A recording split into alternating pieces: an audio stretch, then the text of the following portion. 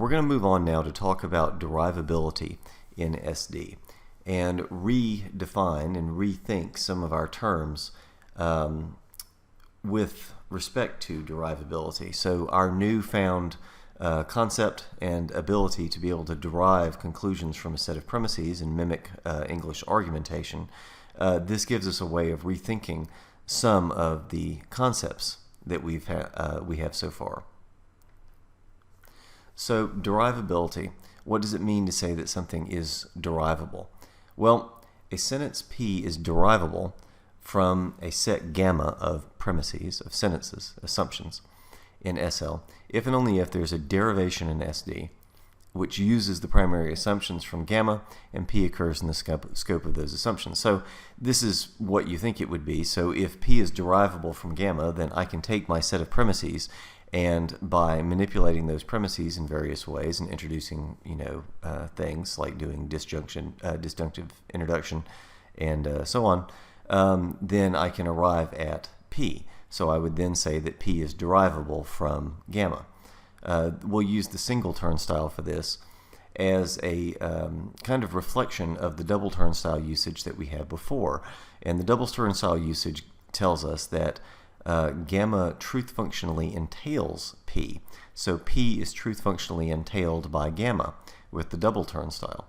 The single turnstile is the equivalent of this, where P is derivable from gamma. So this tells us that if we begin with those premises, we can play around with them and eventually arrive at our conclusion P.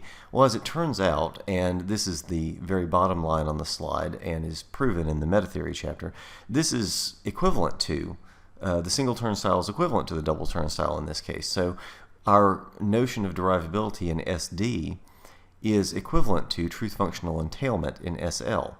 So that's kind of interesting and a not entirely obvious conclusion. But what this allows us to do is, when we're talking about validity, and validity in SD is basically going to track well with our normal usage of the term valid with respect to arguments.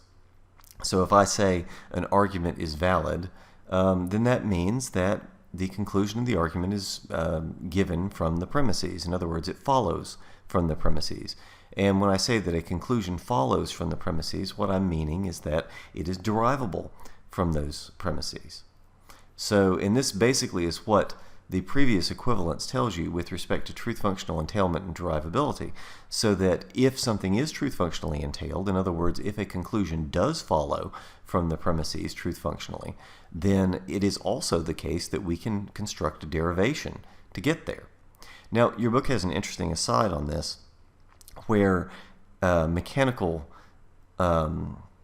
programs, approaches, have been attempted to be able to create a kind of computer approach to rendering derivations in SD, and this is not entirely successful. Now, we say that, but at the same time, a mathematician wants to be able to prove absolutely everything using whatever the method is, and same with a logician. So, still, we could do very well. Let's put it this way. If we were to create a computer program to try and do some of these things, we could do very well. Now, the difficulty in trying to construct derivations like that is that oftentimes what we recognize is the appropriateness of certain sub-goals and strategies, which are not obvious and certainly not obviously suggested by the structure of the premises and what it is that we seek to conclude, seek to prove. So, anyway, that's kind of an interesting thing. So, validity, the term validity is going to parallel what it is that we normally use the term for in English when we're talking about arguments. So yeah, an argument's valid. It's a good argument if the conclusion follows from the premises. Now, a theorem in SD is a special case of a derivation. Normally, you have a set gamma of premises that you use to derive P, any number of conclusions. And if something is a theorem of SD, then it is possible to derive it from nothing. In other words, from no assumptions, from no premises. And the way that this works is such that we saw before, for instance, with the introduction of the material conditional with subderivations, so that you assume something and then you go about, showing something else from that, and then you can construct your material conditional and start, crafting different things. And this is the way that we can arrive at different theorems of SD. So oftentimes this is going to come in the form of, something being equivalent to something else. So, A if and only if B is the same thing as B if and only if A. Well, okay, we can arrive at that regardless of, what A and B are, and so we don't need to make any assumptions for that statement to be true. So that's the kind of thing that would be a theorem. Now, what's interesting, I think, is that there is also such a thing as an anti-theorem. So if you have a theorem, then its negation is an anti-theorem. Further, if neither P nor not P are theorems, then we say that P is syntactically undetermined in SD. And so this is going to be, what we encounter most of the time, right? Most things are not either theorems or anti-theorems. Most things are going to be syntactically undetermined. So finally, a derivation of a theorem is called a proof. That's the sort of thing that we're used to hearing. We prove theorems, and here in logic it's very much the same. Now, equivalence. We're able to modify the notion of equivalence in SD in an interesting way, such that sentences P and Q are equivalent only if we can derive one from the other.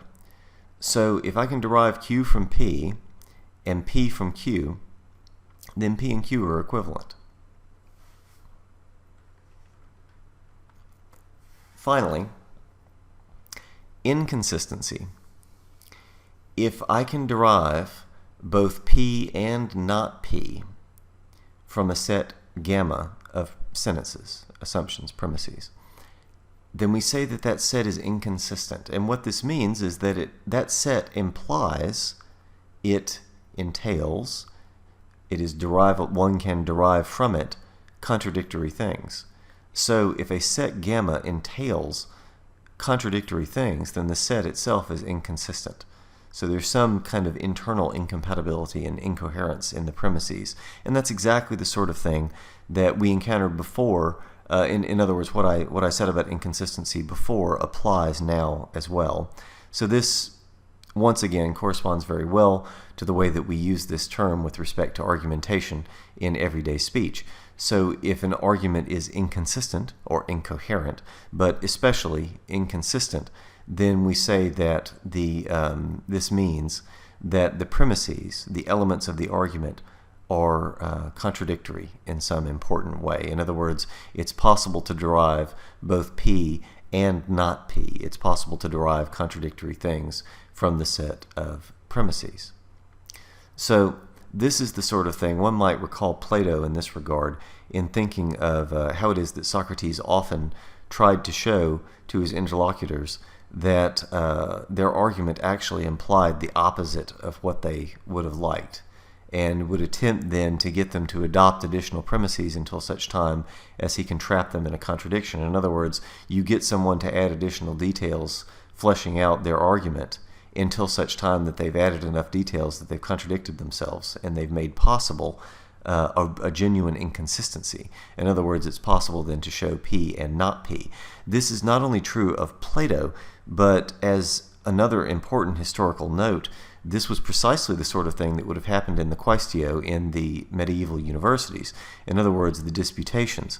So these oral exams where you would have two people basically doing verbal fencing and dialectic, squaring off in their arguments and going at it in a very kind of regimented logical form. The idea would be to ask questions and get the other person to assent to something that causes a problem. Then once you point out that problem, in other words, an internal inconsistency, a contradiction, then you win. You win the disputation and you win the argument. This is a kind of formalization of the Socratic dialectical style. And so this is very much the same kind of thing that we see here. In other words, the idea that we have a set gamma of sentences that is inconsistent, this turns out to be a terribly important philosophical concept, and it's something that manifests in the proofs that we're going to do in a very simple fashion. If I can show any given thing and its negation, then I've shown that set to be inconsistent.